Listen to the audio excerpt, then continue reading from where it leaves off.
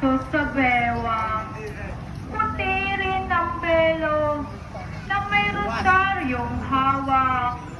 Sa mga paay ay may kumikinang dalawang rosas na dilaw.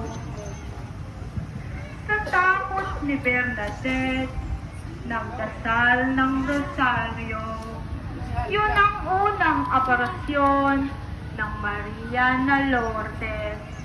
At sinundan pa ito ng 17 pangitain.